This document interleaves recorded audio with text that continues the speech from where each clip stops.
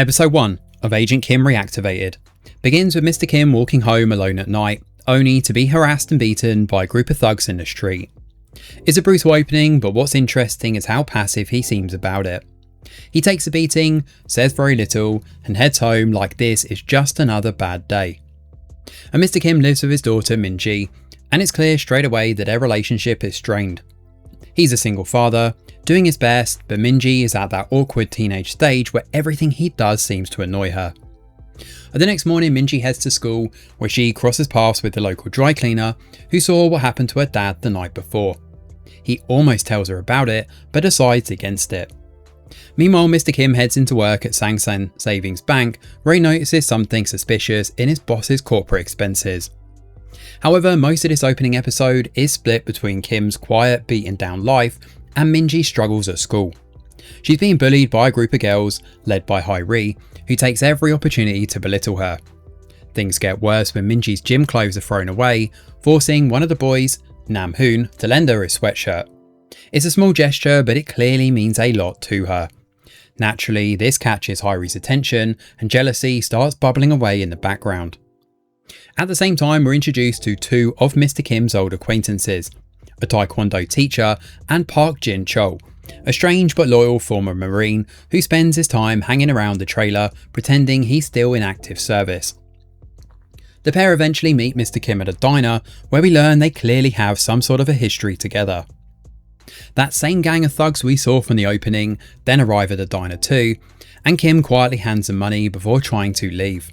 But when the thugs start causing trouble and provoking them, Jin-chol snaps and beats the entire group down in a street.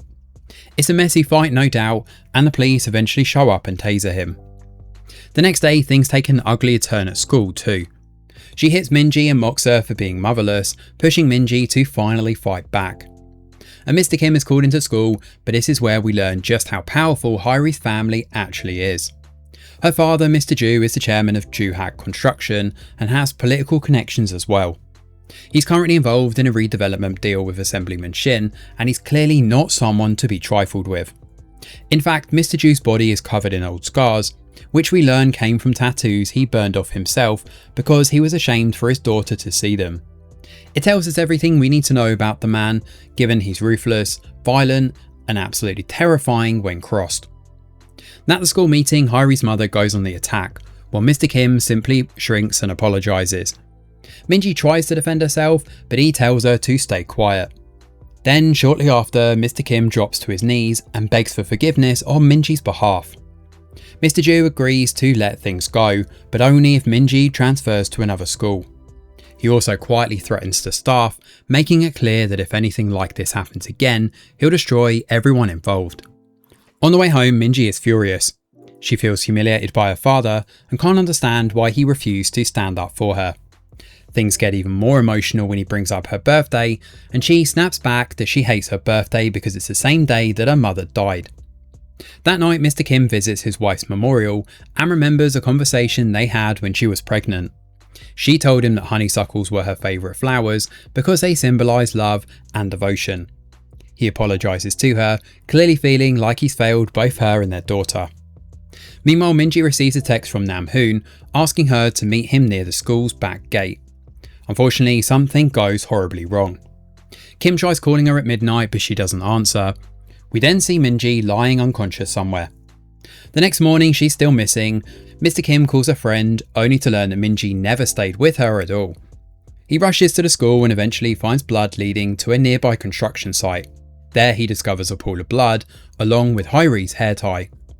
As the rain begins to fall, Hairi arrives with a thug and Mr. Kim confronts them.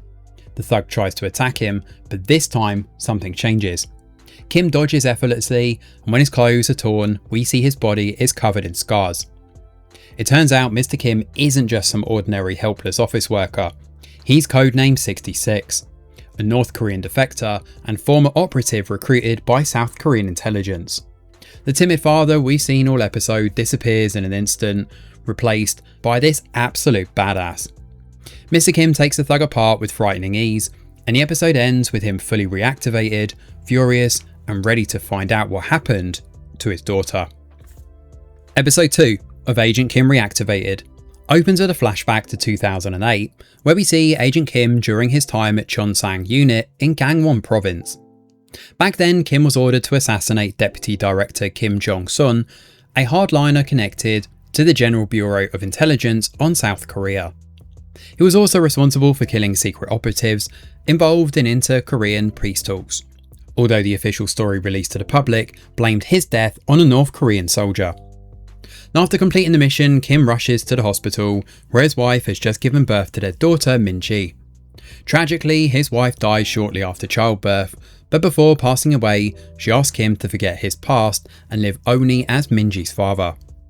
This brings us back to the present, where Kim holds his boss at gunpoint and demands to be discharged. His boss agrees, and from that point on, Agent Kim disappears, and in his place we get Mr. Kim, a quiet, ordinary father who lives for his daughter. However, we soon find out what really happened to Min-ji.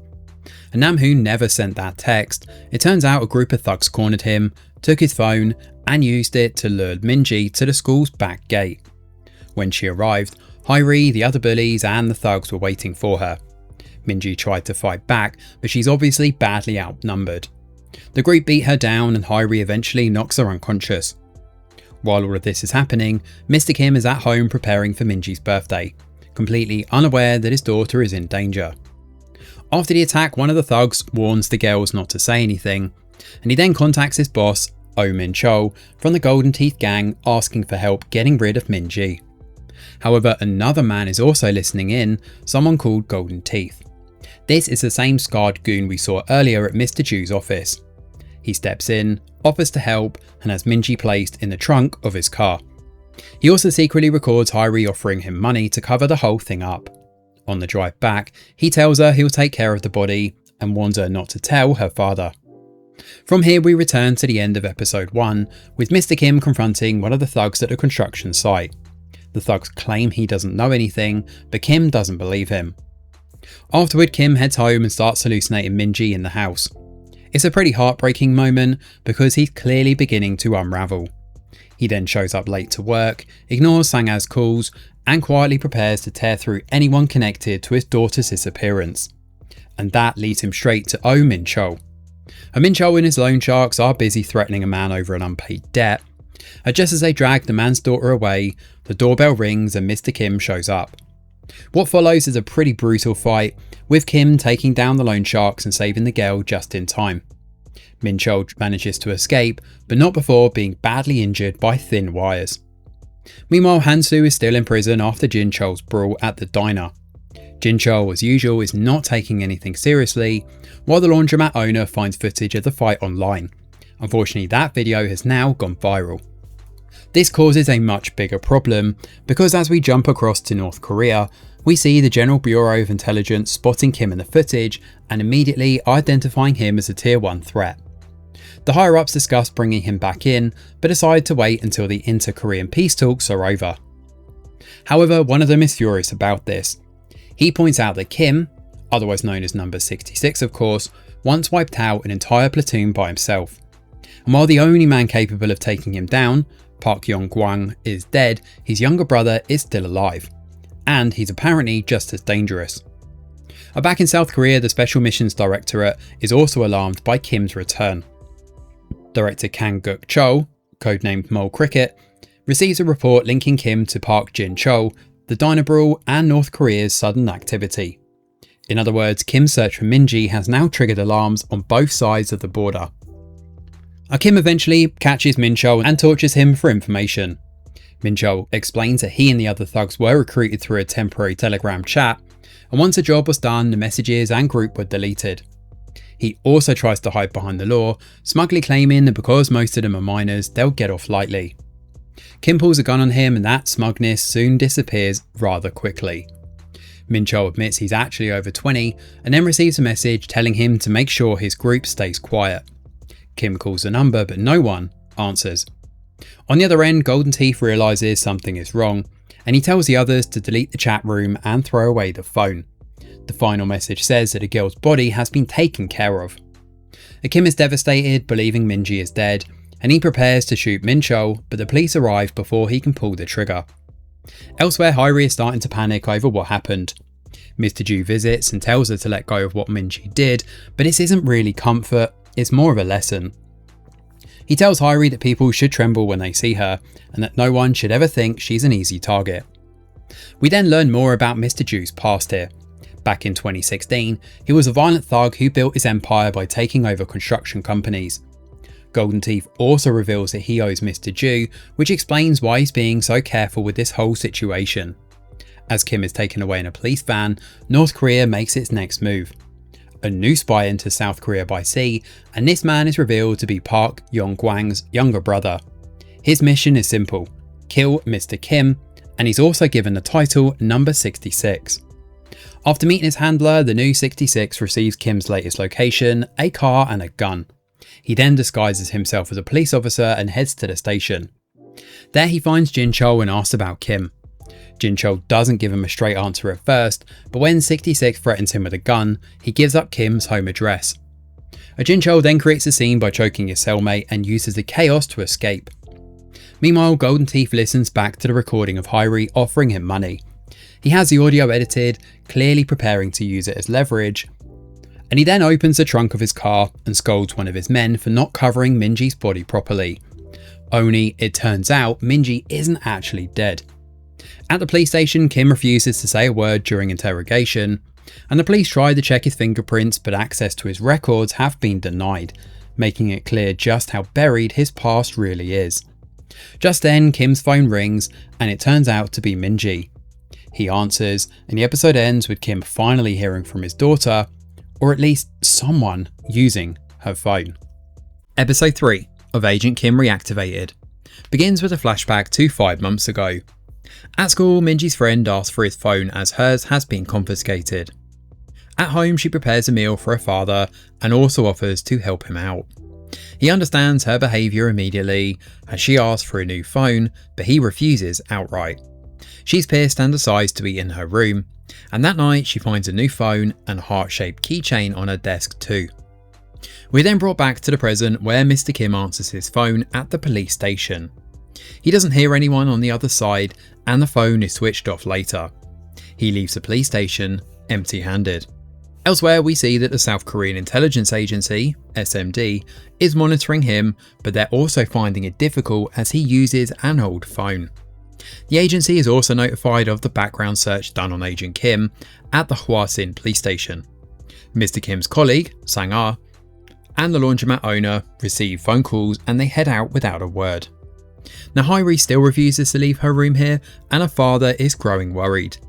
He asks his secretary to investigate the matter and they wind up finding a lead, Sung Min Ho. Then we see codename 66 brother head into Mr. Kim's house. There he finds Minji and Park Jin Chol. They fight all over the house and 66 eventually runs away. Jin Chol follows him and we see that the laundromat owner was hiding behind a curtain. He reports the fight to the intelligence head. They soon find out Agent Kim's location as well, and he turns out to be a Hansu's Taekwondo center. A former Olympian, he was recruited by the government to infiltrate the north along with Mr. Kim and Park Jin Chol. Mr. Kim requests him to use the bunker to find Minji. The intelligence agency head arrives at a Taekwondo center holding a student hostage. The moment the student leaves, they engage in a fight. Kim and Hansu then run away, fighting off more agents as they do. They get into a car and head to the bunker, where they begin a trace for Minji's phone. Jin Chol finds a group of retired Marines and calls Mr. Kim here, reporting the incident that occurred at his house. The trace ends, and they head to Minji's phone location in Gyeonggi-do. Now Mr. Ju's secretary heads to Sung Min Ho's place next. He learns about Kim and hands over hush money to Min Ho as well. He kills Min Ho on Mr. Ju's orders, and 66 reaches Minji's school and finds a boy being bullied there. He asks him about Minji, but they don't answer. The victim answers, but the bullies interrupt 66, sparking a violent clash between them. Although terrified of 66, the victim tells him to find Kang Hai-rong, explaining that she can track Minji using the Find Friends app on her phone. Now SMD's agent is also inquiring about Minji and Mr. Kim with the homeroom teacher. 66 finds Hai-rong in the infirmary, coercing her help. Then we see Mr. Ju meeting with Assemblyman Kang for an upcoming trade deal between South and North Korea. After the meeting, Mr. Ju is updated about Minji and Mr. Kim.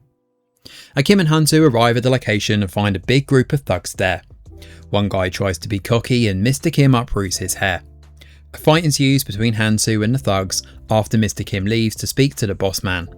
The boss is notified and we see Minji's heart keychain in his shirt pocket. The boss man acts all cocky and boasts sickeningly that he slept with Minji earlier that night. Kim gets emotional for a second but then beats the boss man to a pulp when he regains his composure. It's only then that a guy reveals that he never actually met Minji. The boss man got the phone from a homeless guy at Hwasin Station, and the call that Kim got earlier was an accidental phone call from this guy. The boss man also found Minji's chats with Hairung, and it looked like she was only using Minji. In this moment, Kim realises that his daughter was very lonely and he failed to support her when she needed it. Just as they decide to leave, 66 arrives, holding Mr. Kim at gunpoint. The episode ends there before transitioning into an epilogue, which takes us back to 2006. And Mr. Kim is speaking to a South Korean soldier, who not so subtly asks Mr. Kim to switch sides. There we see how Kim and Park Jin-chol met. They have a face-off, and Jin-chol challenges him to not hold back if he wants to live. Kim says that he has no desire to live, he's only keeping a promise to a friend. The epilogue then ends with Kim saying his name is 73 and correcting it to 66. Episode 4 of Agent Kim Reactivated begins in 1997 at the Gwomgang Orphanage in the North Hamgyong province of North Korea. Major Yong-rong of DPRK visits the orphanage to recruit young children to join the military. Yongwang volunteers and others follow suit, but the children are pitted against each other in a violent fight. Yongwang and another student called Kim are the only ones who pass. They, along with the others, are taken to training camps where they're beaten and battered until they forget their names. The training continues and we get to know the formative years of number 66 and 73, who is our Mr. Kim, as they train to learn to infiltrate South Korea. Years pass and both 66 and 73 turn out to be the most successful ones. Next we see them infiltrate in South Korea with an attack in Gangwon, where 66 is blown up by dynamite. 73 survives and is painted as a traitor who killed 66. We also see a short montage of 66's childhood here when he left his home. His younger brother's name is Gang Song. That's when we're brought back to the present events, connecting to the end of the previous episode. A fight ensues between Hansu, Mr. Kim and 66, but the laundromat owner comes to their rescue. He had noticed 66 earlier at the car park. The laundromat owner asks Kim to surrender, but Kim asks for time to find his daughter before he surrenders. Hansu follows Kim and 66 sees his chance to attack the other two agents. Now in the bunker, Kim fixes up his bullet wound and Park Jin-chol joins them. He's quite loud and chaotic, and the trio head to Hwasin Station next to find the homeless guy and the SMD agents are hot on their heels. The homeless guy recounts how he found Minji's phone. A Golden Teeth gang member with a man bun had thrown it out of a white BMW car into a trash can. Next we see the same white BMW heading to the Myeongpo port. A weather forecast informs about a possible storm that following night. And Mr. Kim and co continue their surveillance from inside the bunker and find out the Golden Teeth member's name, which happens to be Kim Sang-man. The Golden Teeth gang members take a break, discussing how to reveal the details to Mr. Ju. The henchman asks the boss why he wants revenge on Ju and offers him a big slice of potato. The boss is traumatized and hits the henchman. The story then goes back to 2009 when Golden Teeth was a part of a gang, along with one of the people who attacked the protesters against redevelopment. He's thrown from the rooftop of the building by his boss just to get a claim that a building should be approved for reconstruction. And after regaining consciousness, Golden Teeth, whose real name is Jung Dae, kills his boss and takes over the gang. The dead boss claims he was ordered to throw Golden Teeth from the roof, and the person who ordered it was Mr. Ju. Now Mr. Ju asks to meet Golden Teeth and a fight breaks out between their respective goons. It soon comes down between Mr. Ju and Golden Teeth, but the former is absolutely ruthless. He cuts Golden Teeth's jaw with a knife and stuffs his mouth with hot whole potatoes. Golden Teeth begs for his life, and that's how we know the origin of his golden teeth. They take Minji's body to a cold storage at the port and are found by the supervisor. Meanwhile, Mr. Kim and the group's car is blown up by Mole Cricket. Kim notices that the trace is complete, and at the same time, we see Minji get out of the sack very much alive. Mole Cricket beckons the trio out and Han-soo shows, teasing and attacking Mole Cricket. Meanwhile, Mr. Kim takes hold of Mole Cricket's car, but Cricket jumps into the water and Han-soo follows suit. Jin-chul comes out of the car not long after to face the other SMD agents. Meanwhile, Minji tries to escape from the storage. Golden Teeth heads out to take a photo of Minji's body, and he speaks to Ju's secretary Mr. Nam to strike a deal. Now Mr. Ju speaks to Hyri about the incident, and she still tries to pin it on Minji.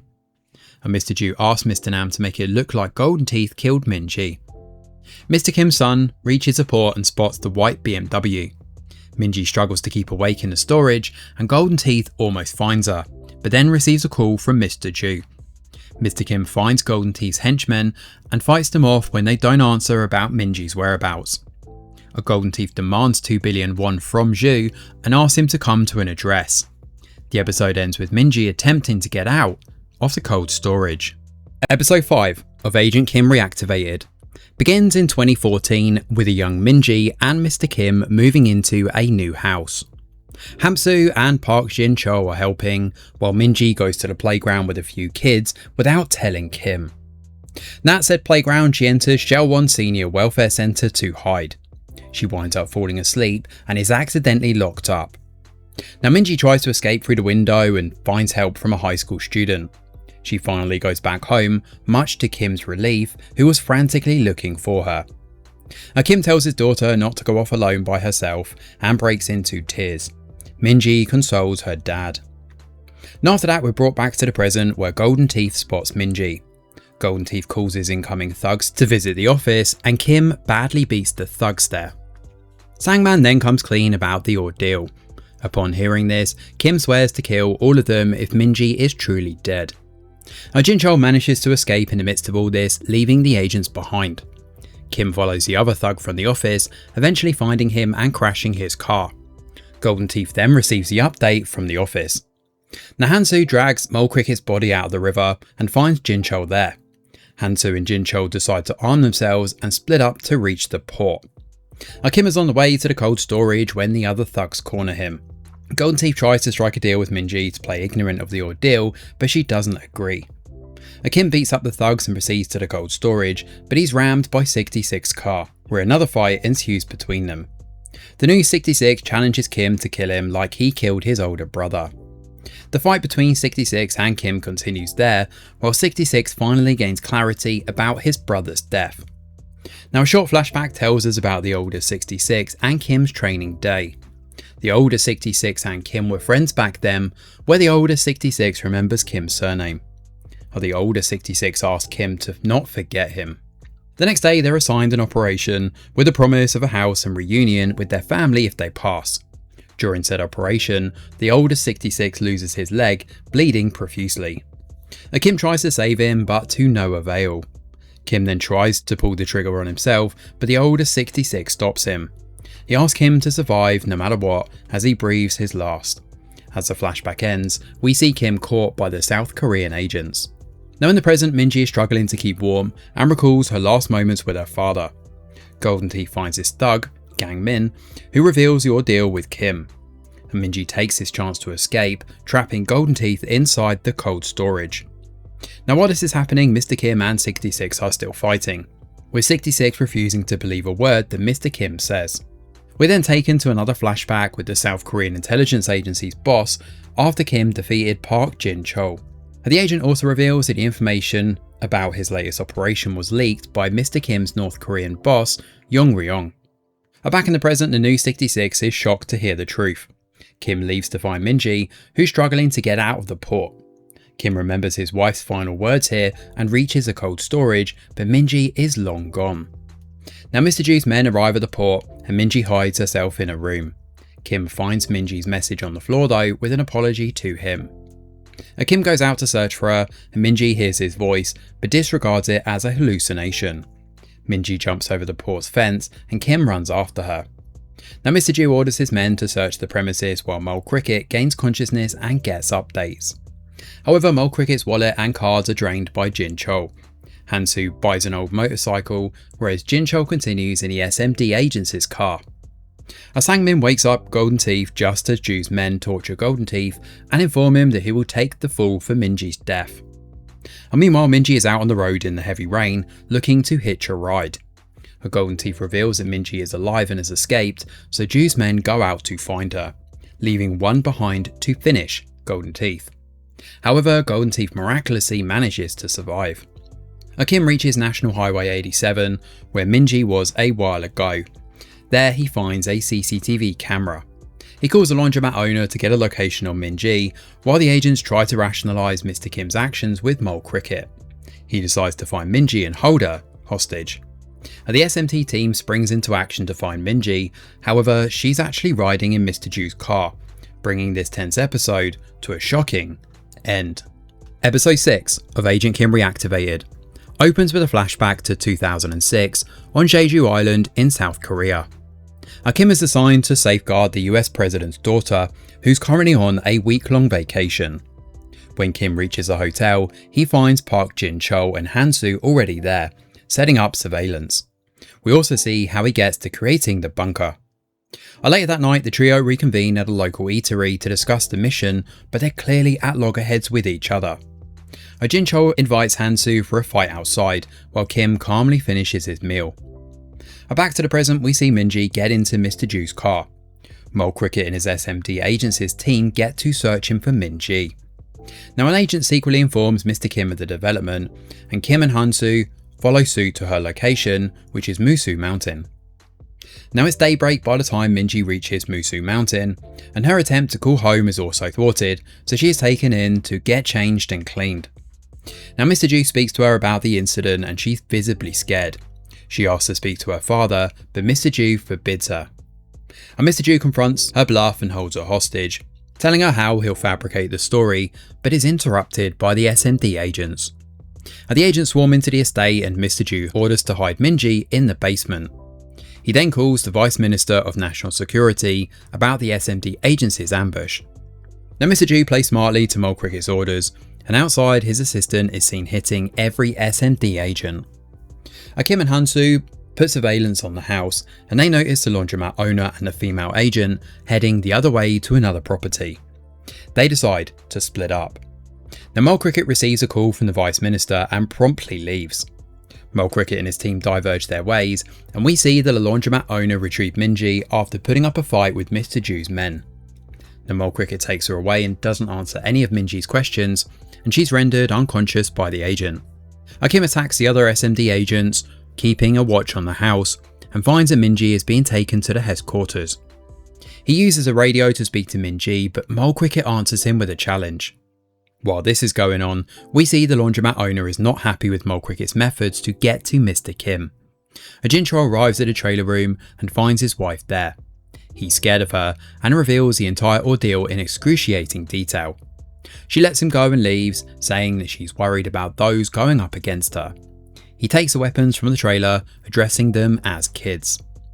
Now at the headquarters, Mole Cricket orders for Minji to be taken to an interrogation room, and he also initiates an emergency alert protocol. And while Minji is being taken away, Hansu slides out from the bottom of the car and sneaks his way in. Meanwhile, the entire HQ is being put under heavy guard in anticipation of Mr. Kim. Hansu reaches the interrogation room only to find the entire floor heavily guarded. He traps a janitor lady and takes some supplies from the tray to defuse the power from the mechanical room. He heads to the interrogation room next, where Minji is put under heavy surveillance.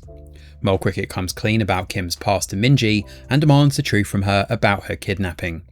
Now she reveals the events, but Mole Cricket finds it hard to believe. Just then the Vice Minister of Security arrives and Mole Cricket orders Minji to hide. Hansu notices Minji being transported again and follows the route, where she's taken to Isolation Room A. The Vice Minister lashes out at Mole Cricket and demands to see Minji. Mole Cricket fires back with insults and threats.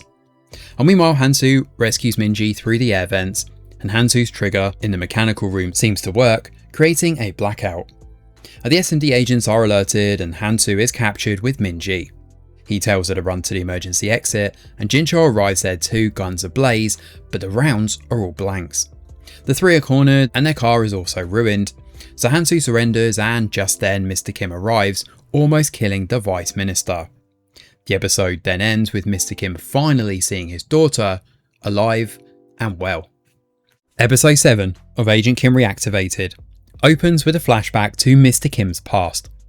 After Minji is born, Kim holds his South Korean higher-ups at gunpoint and demands to be discharged. Once he leaves, the higher-ups discuss the risks of letting him go, but the boss insists it will be fine. After all, they can always use him again in the future. The Mole Cricket is also here and warns him that he'll regret this decision. Outside, Han-Soo and Jin-Chul congratulate Kim before he visits his late wife's memorial and collects his newborn daughter from the hospital.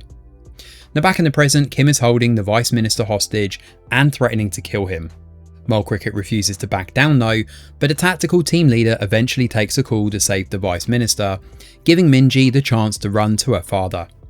Now Kim, Han-Soo, Jin-Chul and Minji leave with the Vice Minister as collateral. Jin-Chul also makes the SMD agent stand on a marked patch, warning them that bombs will go off if they move. Kim then contacts Sang-ah and asks her to bring the Cheongsang unit commander to his house. After dropping the Vice Minister at the gate, the group drives away. Now Minji is clearly worried about her father, and the two share a quiet emotional moment before the group stops for a meal. However, Mr. Ju is quickly updated on what's happened and orders his assistant to bring him both Kim and Minji. After the meal, Kim's car is ambushed by a fleet of huge trucks. Masked men take the entire vehicle with everyone still inside, then pump sleeping gas inside. Jin-Chul, who was outside the car, collapses while Minji falls asleep too. The attackers believe they have the upper hand, but Kim and Han-Soo are still awake. A fight breaks out and Mr. Nam realises Minji is hidden in the truck. He orders the truck to move while Jin-Chul wakes up and fights him. Kim chases after the truck and fights the driver, while Jin-Chul beats Mr. Ju's assistant and kicks him out. Han-Soo meanwhile takes care of the remaining men. Kim notices a pin from Ju-Hak Construction and immediately knows where to go next. He heads straight to Mr. Ju's mansion and asks the others to stay with Minji. Kim tries to have a proper conversation with Ju, but that goes about as well as expected. Ju offers him a place on his security team, insults him and threatens Minji's future. So naturally the conversation turns into a fight. The fight spills outside, and just as Kim is about to finish him, Minji wakes up and stops her father. Kim forces Ju to apologise to Minji, and Ju reluctantly does, also apologising to Kim while echoing the words from a school meeting. For a moment it seems like things may finally calm down, but of course they don't. 4 hours later, Mole Cricket and the SMD agents are still standing on the marked patch, too scared to move. However, it turns out the bombs were fake all along. Back at Kim's house, he prepares food for Minji, while SMD agents wait outside for him to surrender. Minji asks about the soldiers, and Kim gives her a softer version of his origin story. The two then share a heartbreaking farewell. Minji asks him to come back for her, while Kim gives her a birthday present. She gives him a passport photo in return, and after one last meal together, Kim leaves. He says goodbye to the laundromat owner, Sang-ah, and his sleeping friends in the car, while Mole Cricket then orders Han-Soo and Jin-Chul to be arrested. Minji breaks down after opening her gift. The next morning, Mr. Ju visits Gyudan law firm and meets the managing partner, who suggests taking Minji out of the country. We also learn that Golden Teeth is still alive, now getting a new set of gold dentures. Ju later meets an assemblyman and bribes him with 6 golden golf balls. Elsewhere, Sang-ah is demoted, the laundromat owner shuts his business, and Han-Soo and Jin-Chul are thrown in prison. The new 66 is also still alive and has his wounds treated in a small medical store, while the news reports that the inter-Korean talks have suddenly been postponed. As for Kim, he's locked inside a secure vault room under heavy guard. The military higher-ups discuss what to do with him now that even North Korea knows he exists. Soon after, a diplomatic convoy arrives to transfer Kim, and he's blindfolded and drugged before being moved. When he awakens, he finds himself in North Korea. The episode ends with Kim trapped inside a brutal military torture chamber as a North Korean soldier prepares to use a torture tool on him. Episode 8 of Agent Kim Reactivated opens with Mr. Kim still being interrogated by North Korean soldiers. He's grown a beard, so it seems he has been tortured for several days, but he still refuses to say anything about his time in South Korea. However, one of the soldiers threatens Minji, so Kim snaps and kills him. He frees himself and heads outside, only to find Mole Cricket and his boss waiting for him. And that's when the twist lands. Kim was never in North Korea after all, and the whole thing was a South Korean setup designed to test his loyalty. The SMD have kept him alive for one final mission. In exchange, Kim has promised freedom for himself and Minji, along with new identities for the pair. His mission is to protect North Korean officials seeking asylum in South Korea right before the inter-Korean talks. Kim agrees, but only if Minji's safety is guaranteed and Hansu and Jinchul are released from prison. Now Hansu and Jinchul were then tranquilized, transferred, gagged and dumped in the middle of nowhere. Hansu frees himself first and makes it to a local mart, only to realise he's all the way down in Haenam, the southernmost tip of Korea. And meanwhile, Mr. Ju is still stewing over his humiliation at Kim's hands. He meets the Assemblyman and the two discuss how they can benefit from the upcoming inter-Korean talks. The Assemblyman also reveals something important. On paper, Kim and Minji do not exist. Jinchul finally makes it home, but his daughter didn't even realise he was gone. To make things worse, she's more embarrassed by his t-shirt than relieved to see him, while his wife runs away because he smells so bad. Soon after, a boat off the west coast of South Korea carries the North Korean defector towards shore. Kim is there to collect him, but he's shocked when he sees who it is. The defector is Ri Yong-ryong, Kim's former North Korean boss. Ri fled after being accused of leaking intel during a mission 2 years earlier that killed 66. As Director General, he also has information about North Korea's missiles, making him extremely valuable. Kim takes Ri to a safe house where Sanga and the laundromat owner are waiting. At the same time, Minji is escorted to SMD. She asks about her father, but Mole Cricket tells her she can see him only if Kim follows orders. At the safe house, the team secure the area, while a cut on Ri's body reveals where he hid an information disk. Elsewhere, Mr. Ju shows his resort to the North Korean officials, along with the Vice Minister. Soon after, Ju and the Vice Minister discuss their shared humiliation at Kim's hands and make a deal to take him down. Now, Hansu then gets a call about his son Tae-hun, who has beaten up other students at school. Naturally, Hansu decides the best way to teach him a lesson is to take him for a fight. Meanwhile, the inter-Korean talks begin. The North Korean delegation arrives in a huge convoy, but when the delegate learns Yun-ryong is in South Korea, he immediately leaves the dinner. Mr. Ju then offers the delegate intel on Ri's location, while also arranging for Kim to be killed during the breach. The safe house goes into high alert as enemy agents storm in. Sanga and the others appear to escape with Ri through a forest path, but this turns out to be a decoy. Kim and Ri are still at the safe house and escape in another car, and Kim quickly realises there must be a mole inside SMD and warns Sanga. Ju and the North Korean delegate soon receive an update, and Ju offers to help capture Ri alive and move him to a secure location. Kim eventually takes Ri to Jinchul's trailer, where Jinchul and Hansu are stunned to see him alive. Unfortunately, Mole Cricket and the SMD agents soon track them down. Mole Cricket tells Kim that because he failed the mission, both he and Ri Yong-ryong will be sent back to North Korea, bringing this episode to a tenuous end. Episode 9 of Agent Kim Reactivated kicks off with Mr. Ju giving his assistant another chance. We then jump back a few hours, where Ju talks about stirring up even more trouble. At the same time, the North Korean representative halts the inter-Korean peace talks after discovering Mr. Kim and Ri Yong-ryong are there. Now in the present, Mole Cricket and his team intercept Kim, Jinchul and Hansu at the trailer cabin. Kim and Yong-ryong are handed over to the North Korean authorities, while a flashback reveals that the SMD chief wants the ballistic missile intel from Yong-ryong and is basically waiting for Mr. Kim to lose control again. Jinchul and Hansu debate whether to go after Kim, but then realise he has left his phone behind and accidentally taken Hansu's instead. Now as Kim and Yong-ryong are transported away, their cars split at a fork in the road. Kim is handed over to Mr. Ju, while Ri Yong-ryong is taken away and shot by the North Korean authorities. Ju prepares to leave with Kim, but Kim fights back. Thankfully, Hansu and Jinchul arrive and take out Ju's men. Kim demands to know where Yong-ryong has been taken, so Ju strikes a deal with him. If Kim lets him go, he'll take him to Eunryong. And meanwhile, Minji remains stuck in the safe room, bored, exhausted, and increasingly worried. Now Eunryong is taken to the North Korean leader and tortured for answers. They want to know exactly how much South Korea knows about the missile warhead information. Nearby, Sung-ah and the laundromat owner keep watch on the North Korean team's movements and update Kim. Ju explains that there's a tunnel leading to the chairman's office, with no CCTV.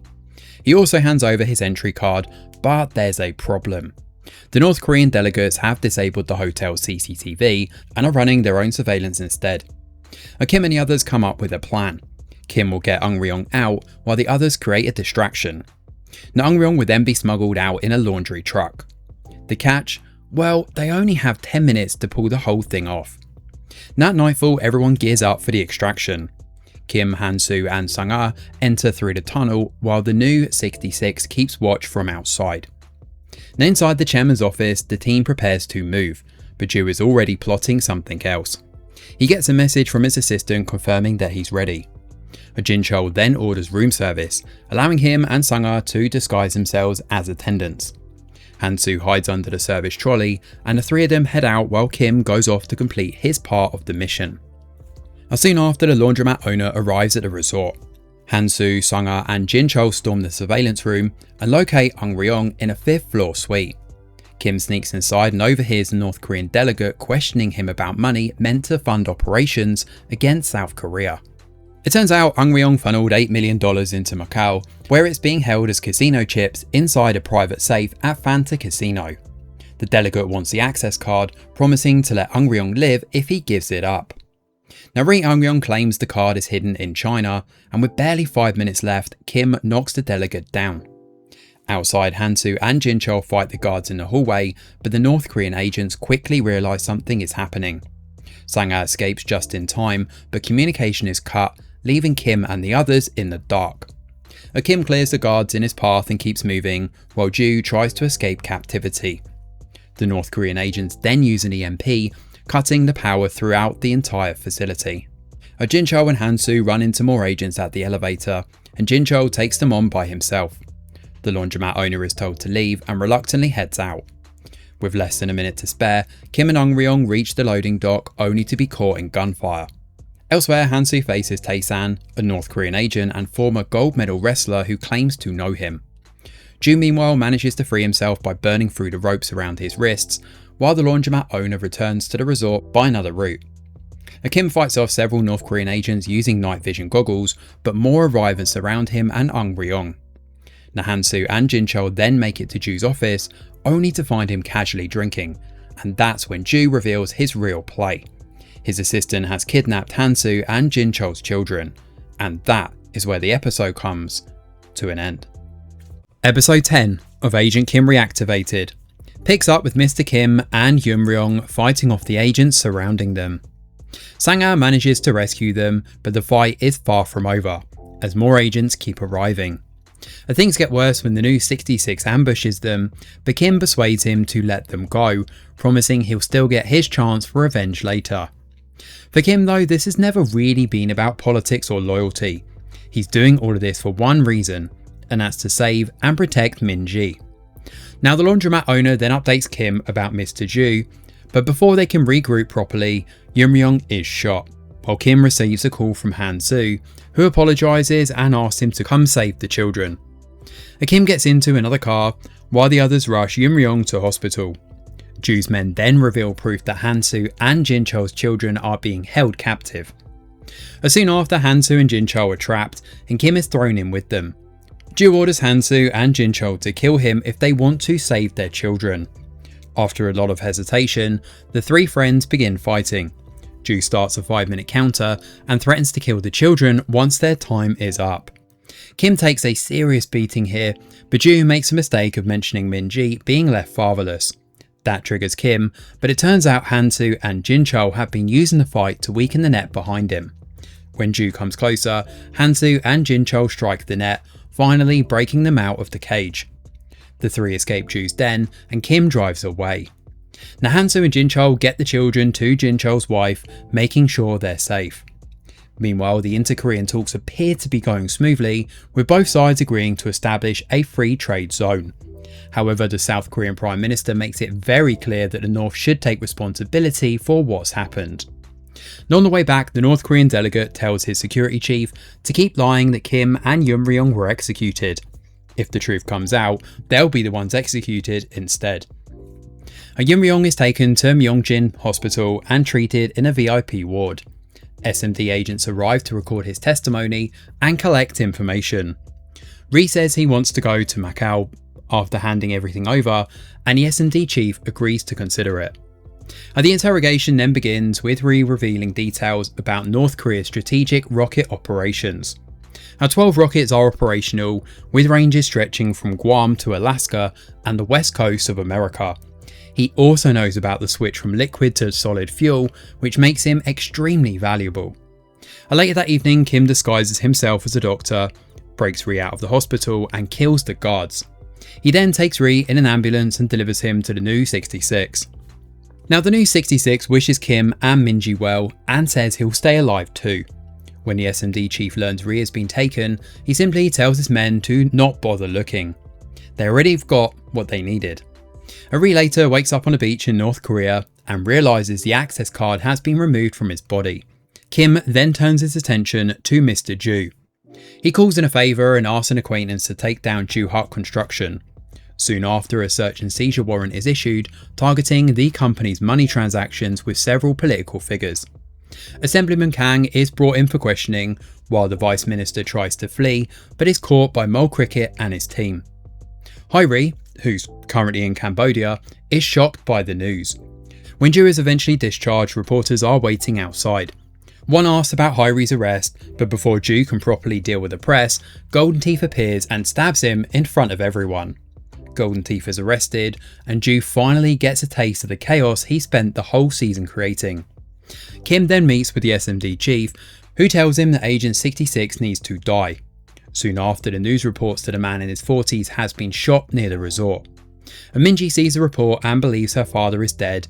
The North Korean authorities also verify the news and officially mark Kim as deceased. But of course, Mr. Kim is not actually dead. He reunites with Minji in an emotional scene and takes her to a park full of pink cherry blossoms. There they talk about their new identities and what their new life might look like. Minji's new name is going to be Kim Ji Min, although hilariously, we still don't really learn what Kim's real name is. Mole Cricket and Kim agree they never want to see each other again, and Minji quickly echoes that sentiment, which garners a laugh from everyone. Mole Cricket gives Minji a hairpin as a farewell gift, while the laundromat owner gives Kim a new suit. We also finally learn the laundromat owner's name, which is Im Ho Won. Now before leaving, Minji transfers schools and says goodbye to Nam Hun. He apologises and asks if they can stay in touch, but she refuses and gives him her name tag instead. Kim and Minji then move into their new home, with Jinchul and Hansu arriving to help.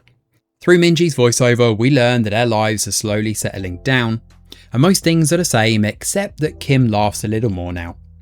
Kim, Hansu and Jinchul also head out to buy new glasses, having far too much fun trying on different styles. Fittingly, the street they're on is called Happiness Street. Finally, Kim starts looking for a new job and meets a tall man named Lee Do-gyu, who prepares to test his skills. Given Kim's abilities, it's safe to assume this new job will probably involve security work, or at least something that requires him to keep throwing people around. And that is where Season 1 of Agent Kim Reactivated comes to an end. So honestly, this has been a really surprising entry in the K-drama roster this year, and going into it, it looked like it was just going to be a simple action thriller about a retired agent forced back into the field. But the show manages to give that familiar setup a lot more heart than expected. The father-daughter bond between Kim and Minji has always been the emotional centre of this one, and even when the story has grown bigger with SMD, North Korea, political deals and missile secrets, it never completely lost sight of that. The finale does a pretty good job wrapping up the main plot threads, because obviously Kim gets his freedom, Minji gets a fresh start, Hansu and Jinchul save their children, and Yoon-ryung's story reaches a fittingly messy end, and of course Ju's empire finally collapses. That said, I do think the ending could have gone into a little more detail in a few places. Jude's downfall works of course, but given how much of a thorn he's been throughout the season, it would have perhaps been more satisfying to see a bit more fallout around him and Hyri. Likewise, Yunryong being handed over to the new 66 is a good full circle moment, but it happens rather quickly. In some ways, the show might actually be a victim of its own success. It builds up so many of these moving parts that by the end the finale has to kind of sprint through a lot of resolutions. The political conspiracy, Kim's past, Minji's trauma, Jude's corruption, the SMD cover-up, and the North Korean angle all needed closing off, and while most of it does land quite well, a few beats could have used a bit more breathing room. Still, as a whole, Agent Kim Reactivated has been a really fun surprise. It's delivered solid action, some genuinely emotional moments, and enough twists and turns to keep things moving right through to the end. It may not be perfect, but it absolutely knew what kind of show it wanted to be. And by the time Kim and Minji finally get their second chance at a normal life, the finale earns that emotional payoff. All in all, this has been a fun watch. Thanks for watching, and do let us know your thoughts in the comments below. Smash a like or subscribe to the channel, your support is very much appreciated. I'm Greg Wheeler, and from all of us over here at The Review Geek, we'll see you on the next video.